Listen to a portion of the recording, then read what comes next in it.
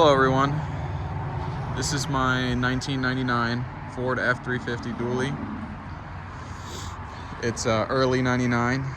It's got 8-inch lift, rough country lift with 38 and a half inch tires.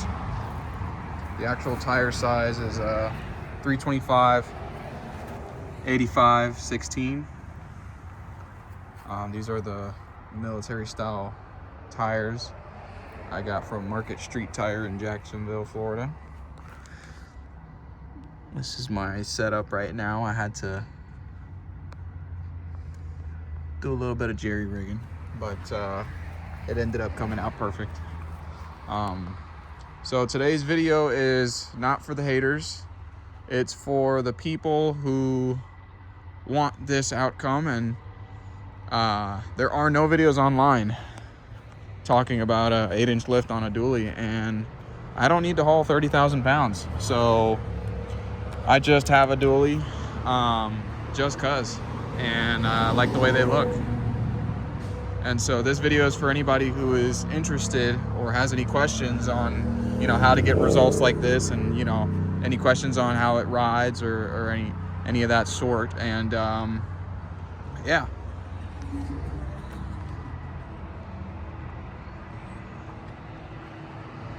So let me go over a little bit of what I have done.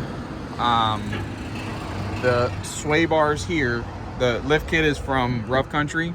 It's the 8-inch lift kit for the F-250 slash F-350. I made it fit my F-350 dually. The Rough Country 8-inch lift kit on their website is not for the dually model, only because I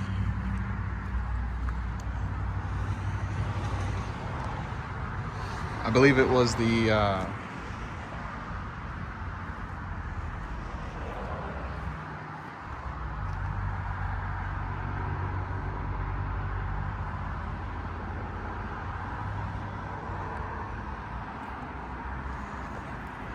it was because the drop down bracket right here on the front of the truck,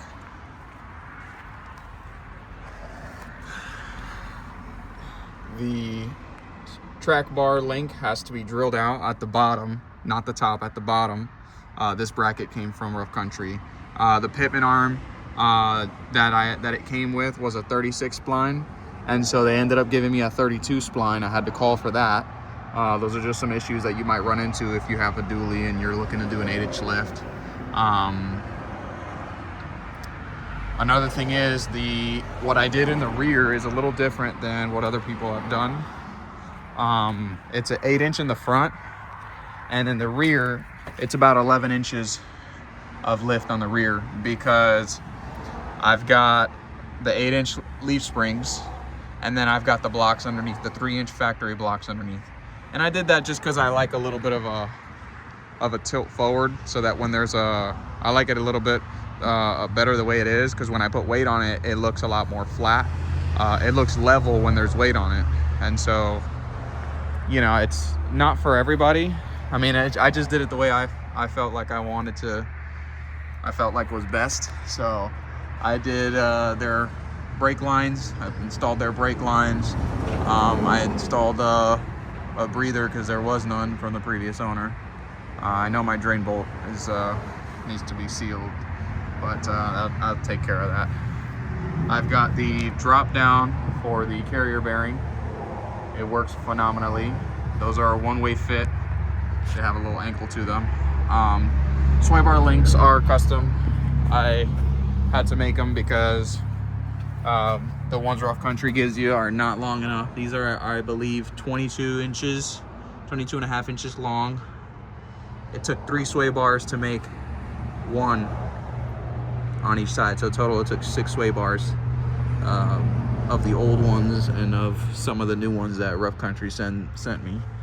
I got the train horn here, but yeah, this is the carrier bearing, the angle, everything underneath. The drive shaft on the front is actually spectacularly perfect. Any higher if you decide to go put some shackles on the rear right here, you want to go any higher, you're going to have to put a spacer on the transfer case mount for the drive shaft on this side right here. But the way it is with the 8-inch lift from Rough Country, it's actually perfectly fine. Another reason that the 8-inch lift kit from Rough Country will not work on dualies is because the U-bolts that they give you are not the correct ones, especially on the early 95, or I'm sorry, on the early 99.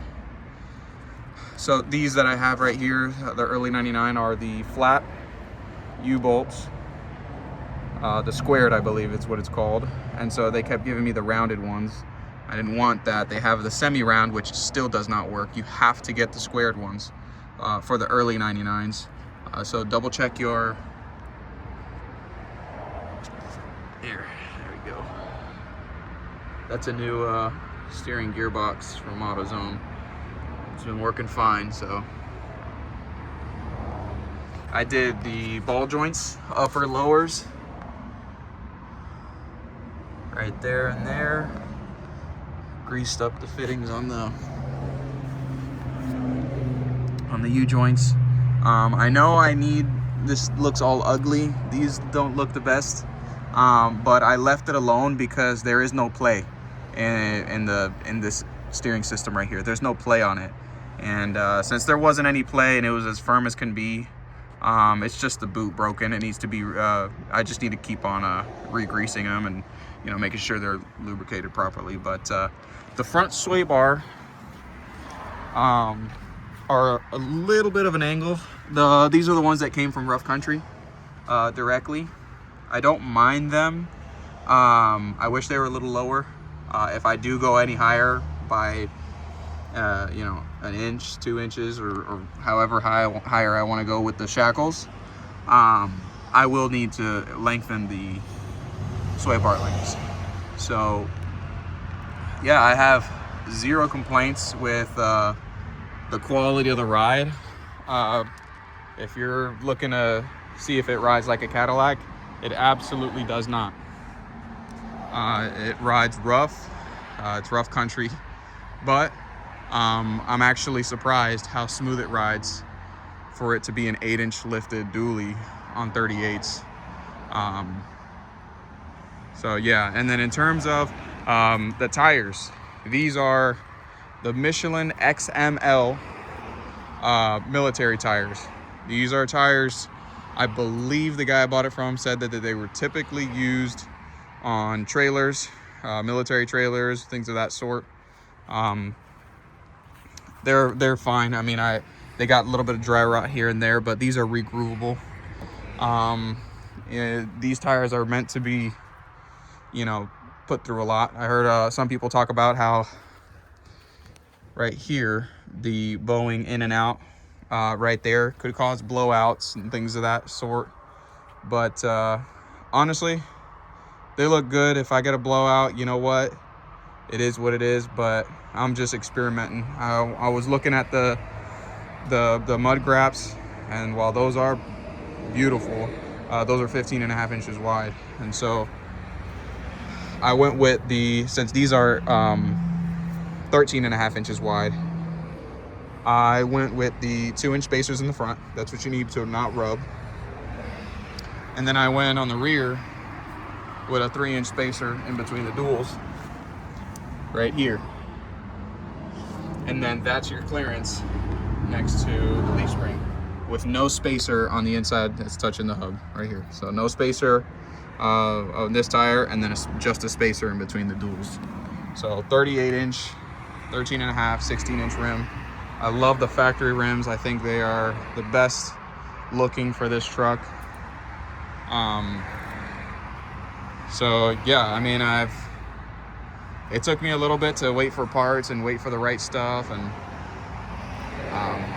hassling with the Rough Country about getting me the right stuff, but it's not their fault. This is the way the truck looks. You are gonna need, if you're gonna go higher than 11, it's 11 inches lift on the rear, 8 inches in the front. if you're gonna go any higher, you are gonna need a different set of shocks because they're almost maxed out with the 11-inch lift. So highly recommend you get the Icon that I'm looking at. But yeah, I mean, if you guys have any questions, I had no problems with the leaf springs. Leaf springs are very self-explanatory in terms of installation and all that jazz. Just replacing little stuff here and there, making sure the cable is out of the way, you know. But yeah, I mean, if you guys have any questions, I'd be happy to help. I'm not here for all the hate. I'm here to help the people who, you know, want results like this. And you know, I don't haul anymore. I mean, I got an RV that I haul that's about 7,000 pounds, and for a truck, especially like this, that's not going to be anything. So it's got 410 gears, and I plan on maybe going into the gear ratio and increasing it by a little bit, you know, maybe 453s or something of that nature. But I mean, I've got I've got the CS2 programmer from Edge. I've got no complaints. I put it on the performance mode, so it's mode number 2, and it without the programmer, it's a little you can feel the difference in terms of the loss of power, and that just has to do with, you know, the bigger tires and all that. But putting it in performance mode with the CS2 programmer really brings it back to normal. So if you have any questions, please feel free to ask. I'm only making this video because there is nobody out there on YouTube who has a video like this. So yeah, I mean, I was looking and researching myself, looking for information, and I couldn't find one video out there. But yeah, if you guys have any questions, feel free to ask.